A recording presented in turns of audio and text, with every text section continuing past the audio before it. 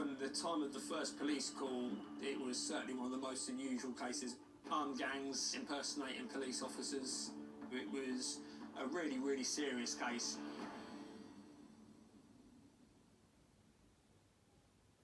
Hello, police emergency. One of the neighbours is shouting police, police and screaming, so I don't know what's going on. Police were called to an address in a suburb of Peterborough at around 4 a.m, so that was put down through an immediate response.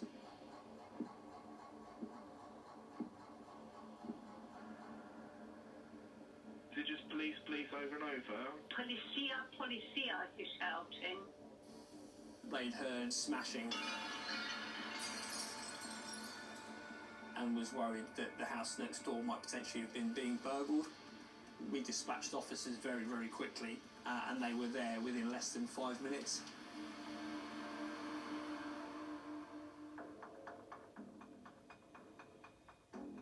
So when officers arrived at the scene, they were greeted with 2 injured males that needed some fairly important medical attention. What language? The officers there were trying to get some accounts from these 2 injured parties, but they weren't willing to tell officers what had happened. Right, let's go and clear this out then.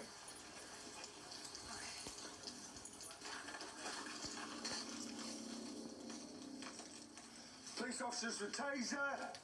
Yes, Show yourselves. I'm going right, and then cover left. Watch forward.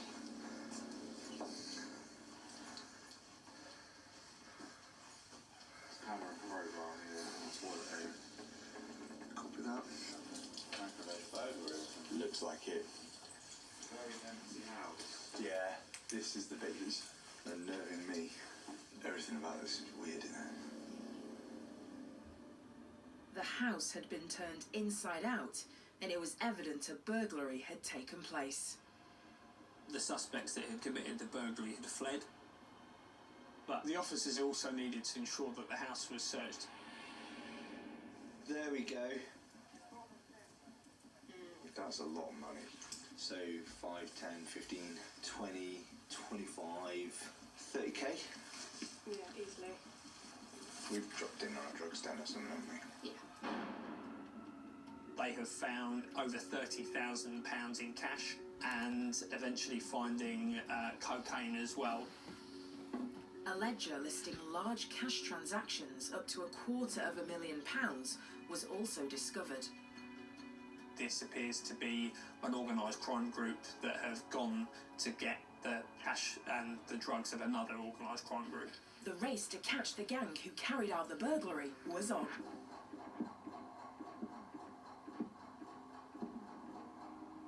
Within minutes, police got their first lead. The uniformed officers at the scene, they got some CCTV from a neighbour that had this group jumping over fences dressed in police outfits. I've not known of suspects dressing up as police officers for something like this before. It was clear that some thought had gone into it, which again feeds into this being an organised crime group.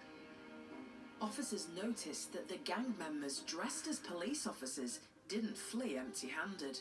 As they were jumping over these fences, they were carrying quite large bags, which we believe to have contained cash, potentially drugs. You can see on the CCTV that as they're running, they're dropping items as well. So officers have found some of these items, which included an imitation firearm, fake police hat, and the straps of one of the bags that they were carrying. Police believe that in their hurry to escape, the gang also left behind the van they'd arrived in. When that van was searched, we found the real firearm. Police now knew they were hunting a dangerous armed gang dressed as police officers. A real firearm being involved in this investigation, that kind of really upped the ante for how serious this was. Just hours after the first call to police, detectives got another lead. Further CCTV inquiries identified 2 cars that we believe to have been used in the offence because they arrived around the same time. So there was a Seat Arona and a Volkswagen Golf. The ANPR inquiries showed that they travelled from London up to Peterborough, and then following the offence travelled back down south as well. Immediately we put markers on these cars.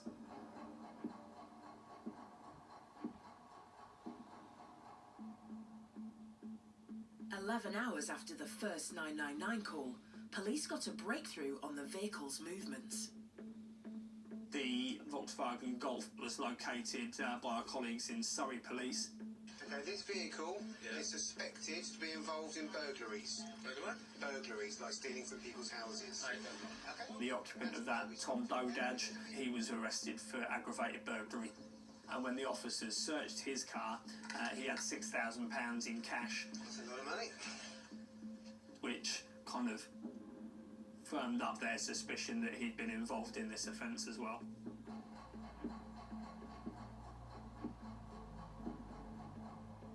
A couple of hours later, police closed in on the second car. Albania. And Seat Arona, that was stopped by our colleagues in the Metropolitan Police. For Aggravated burglary in Cambridgeshire, where a large quantity of cash been taken. aggravated. Aggravated burglary. 3 suspects were arrested at the scene. A few shillings. How much is that? How much? 800. We're going out to buy some sweeties. So the males within this Arona were Olsi Kikoni, Malesio Jonai and Florin Doci. Detectives then ran checks on the cars and found that the Seat Arona was a rental. We found out that that had been hired from Luton Airport by a female called Arjada Leshi, who was an Albanian national. We looked at flights that were leaving and saw that there was a flight going to Albania that night. So our suspicion at that stage is that Arjada is probably leaving the country, so it was really, really important that we move quick.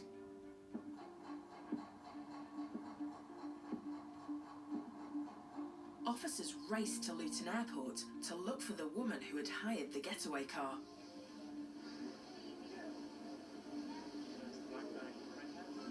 I'll see her.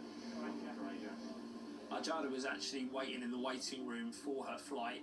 We approached her within the waiting area. You're under arrest on suspicion of conspiracy to commit aggravated burglary. I'm afraid you won't be going to Albania. You're going to be coming with us tonight. You've got a bag. I need to take this phone. And we were kind of quite struck by her reaction, really, because she barely reacted to it. She was just kind of like, right, okay, didn't seem particularly bothered, which was quite telling, really.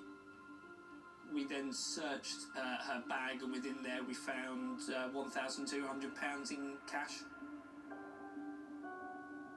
Less than 24 hours into the investigation, 5 suspects were now in custody. Their phone records were checked, and Arjada Leshi's gave officers even more leads. She'd been in regular contact with Florin Doci.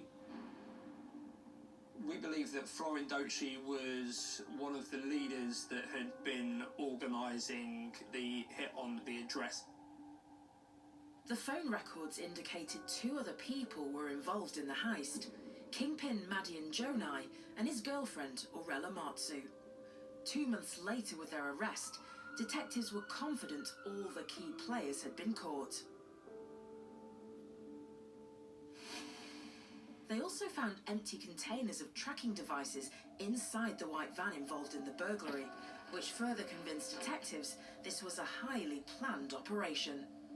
The group that we've got in custody, we think that they have sold the other organised crime group drugs, hidden a tracking device within the drugs, and have then used that to understand where their group's stash house is, where they're going to be keeping the drugs and the money.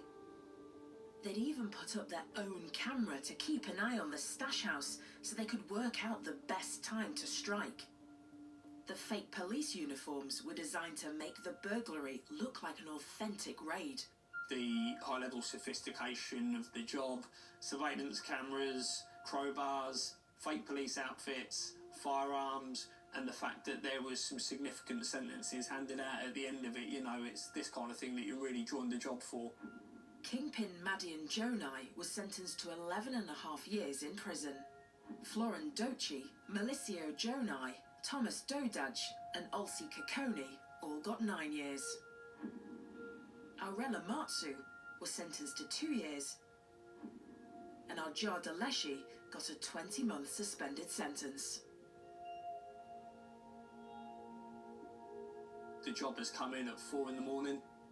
So for this to get such a good response so quickly and to get everyone in custody by that evening was a really cracking piece of work. Yeah, that really is the most extraordinary